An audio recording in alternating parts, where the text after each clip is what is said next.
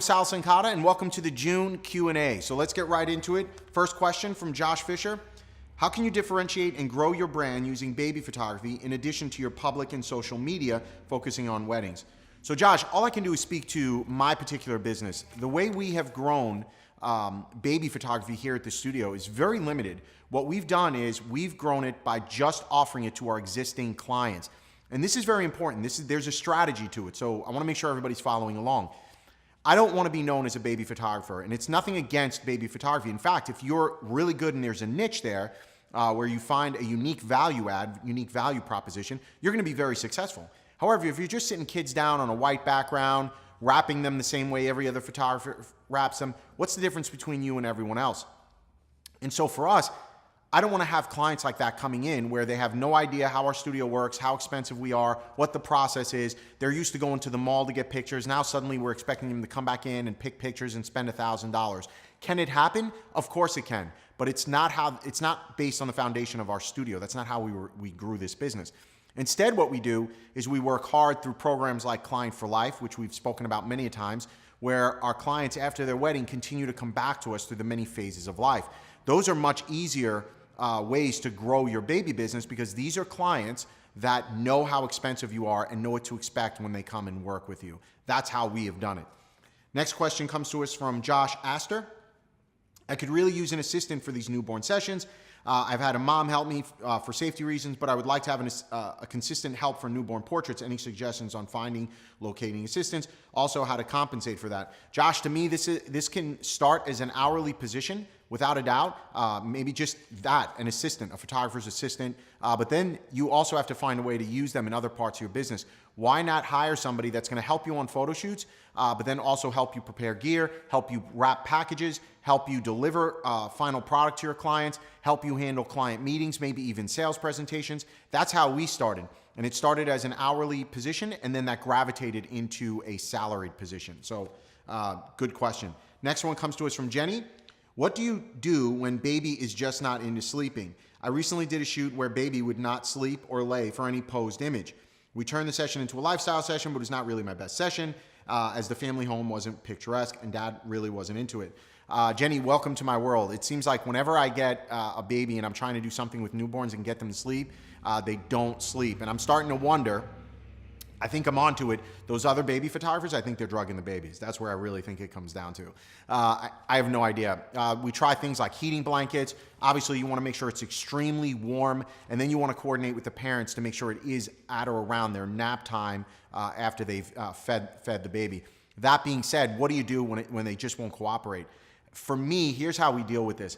Prior to the shoot, we explain to the parents that we get what we get, because I don't want to have parents come in and the baby's all fussy and then they're not happy, but then they blame us for that. Obviously, we can't make the baby sleep. We can do everything in our power to ensure they go to sleep, but after a certain point, there's just nothing we can do. And then the next logical question should be, how long does that shoot go? Now, I know many baby photographers who will tell you they can spend anywhere from an hour to 4 hours just working with a baby to get that perfect shot. Yeah, not my cup of tea. That is not what I want to do at all. It is not my passion in life. For those of you who it is, God bless, follow that passion, because if you learn how to do this, you can make a huge niche for yourself in your local market. Next question comes to us from Lisa. How do you speed up post-production workflow on newborns, as skin is a time killer? Smiley face. So yeah, here's what I would do. They go through the same post-production run that we do for all our other baby clients. And so you're not going to perfect the skin, right? I know what you're talking about. They got the dead skin there, because, right, from being a newborn. Maybe they've got some just some bumps or baby acne, whatever they've got. I get it. You are not going to remove all that stuff prior to the client presentation. That would be a complete waste of your time. In fact, we use stuff like that as an additional value add. Guys, any prints that you order from us, we are going to clean up all that smuts in their eye, all that stuff. We're going to clean all that stuff up, but only on the pictures you order. So instead, what we're showing clients are everything being fully edited. Call it 99% edited. Color corrected, contrast, vignetted, maybe even a layer of skin softening just done in batch by, I forget what we use off the top of my head, but maybe doing something in batch. And then from there, you will come in and clean up anything they order, which might only be 5 to 10 different images. And that to me makes a lot more sense from a workflow perspective. If you're editing every single image that you're putting in front of the client, you are making a ton of work for yourself that they may or may not buy. And it just doesn't make any sense. Like, you can't run your business that way. Next question comes to us from Rachel. I learned a while back that there are 4 stages to baby's first year. Newborn, 4-month, tummy time, 8-month, 12-month, 8-month sitting, 12-month standing. It's great because the photos all lend to looking different during the different developmental changes. But our studio can't seem to get a family to come back into the studio during the course of a year. They only tend to come in during newborns and the cake smash at 1 year. How do you get clients to come back in and book more sessions? Truth, I figured this out a long time ago, and then I got away from it because babies are not my passion. We created a program called Baby's First Year. And what this program was, it was a $4.99 session fee, and that was their session, 5 sessions during the course of a year, all free. So not free, the session is $4.99. And so basically that's where you're making your money, and they know they've paid for it, so they'll keep coming back during those sessions. Now, mind you, you're gonna get clients who decide not to come back. Maybe they missed one session. All that's fine and normal. But here's the reality. If you can lock them in at that $4.99, you are guaranteeing they're gonna come in and guaranteeing revenue each time. Now, you can get real creative with this, and I'm just making things up, which, by the way, question number 6, Karen, any tips on marketing strategies for newborns? Yes. So here we go. We do something like Baby's First Year. And in Baby's First Year, we're saying it's $4.99, $3.99, $2.99, however expensive you want to make it. It should be something that requires an investment so you know they're serious. What I would not do is Baby's First Year for $49, right? Don't do this on Groupon or anything like that. You're setting yourself up for disaster. So instead, what you're going to do is, let's just call it $4.99, okay? This includes 5 sessions. Each session, give them an hour, max an hour and a half. I leave it up to your discretion. Now, I would end it at just the session fee, but maybe you want to whet their appetite, get them a little more excited. That's fine. Maybe do things like include a free 8x10 with every session. Now, the risk you run here is they take that 8x10 and run. That would be problematic. Only you know your client base. Again, if you're creating all these great images, there's no way they're going to want just one 8x10. They're going to want to post these online, right? So you give them one free 8x10, but then you explain to them, you show them packages. And the packages should be reasonable. Remember, they're coming in 5 times. So what is your average you're looking to run from each session? Is it $500? That would mean every time you sit down with them, you're getting $500. And this is why I got away from this program. For me, the average session has to be about $1,000 for it to make sense for me. Now, when I started out, of course, that's not where I was. But it's the pace our studio has grown, $500 is not worth taking me out of pocket, doing a sales presentation, et cetera, et cetera. So only you know that answer. But I quickly realized that expecting clients to come in 5 times a year and getting $1,000 to $1,500 out of them over the course of that year in my market was extremely difficult to do, right? I'm in blue collar America. So hopefully this marketing plan, and you'd have to adapt it to your local market, makes a little more sense.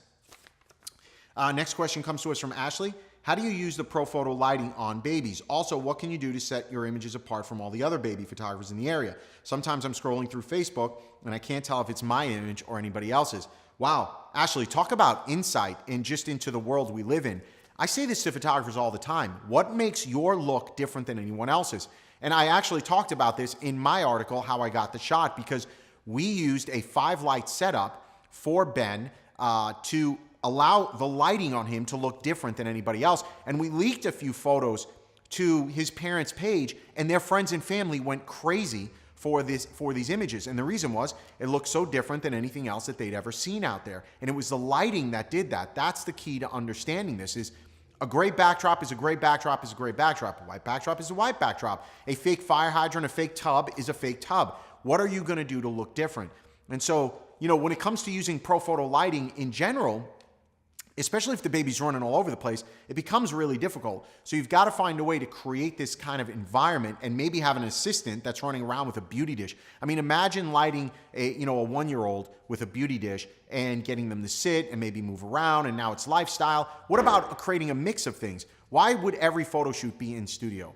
I can understand possibly the newborn and maybe 3-month, but once they're at 6 months, 8 months, 12 months, get them out of the studio. Give the parents this plethora of images to look back on over the course of a year where they're all different. Man, they can get those fake tub pictures of the baby taking a bath with this stupid yellow rubber ducky, they can get those done anywhere. Give them something that is more in line with artwork, and you're going to be able to charge a lot more money.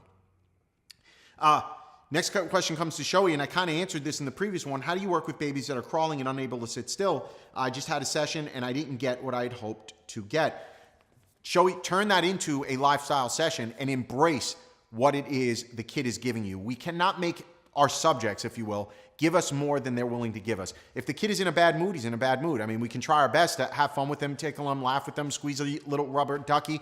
But at the end of the day, what they're giving you is, that's the memory we're creating. I hate to break it to you, mom and dad, but your kid's a little terror today. And you got to embrace that. And then explain to them, we're going to work on other sessions together. We're basically documenting the life of your child. And that would be the way I would go about this, is explaining to everyone it's about documenting the life of your child. And then suddenly everything makes more sense. We can't have the perfect baby every time they show up for a photo shoot. Next question comes to us from Jill. Wrapping and or posing advice. Yes, absolutely safety first. When I see those pictures where they're holding the baby, wrapped from the stalk and they're just hanging and seemingly, 8 feet from the ground, I realize that when we do stuff like that, the baby's hanging maybe 3 inches off the ground, 4 inches off the ground, and we got hands all around it to get that shot, right? So that we're not putting the baby in jeopardy. So those are the things you have to remember. What we tend to do here when we're working with shots like that is we take what's called a plate shot. And that's just a shot of the scene lit the way we want it lit, with nothing in it. No baby, nothing, just everything the way it is. Then as we're adding the baby in the mom's hands and things like that, we know we have to edit those things out. And the only way you're going to do that is to have this plate shot, which is what they use in the commercial world, where it's just that blank canvas, if you will. So now you can, paint back in the bowl or the background or something like that. And that's ultimately how you do it. You have to be very careful with children. They're very fragile. We have to treat them that way. And, we have to understand we're not working with a, 20-year-old person. We're working with a little baby, and just the smallest of drops or bangs is going to cause massive problems, not to mention they're going to start screaming after that. Last question comes to us from Nicole. Where do you buy your favorite wraps, blankets, and props from?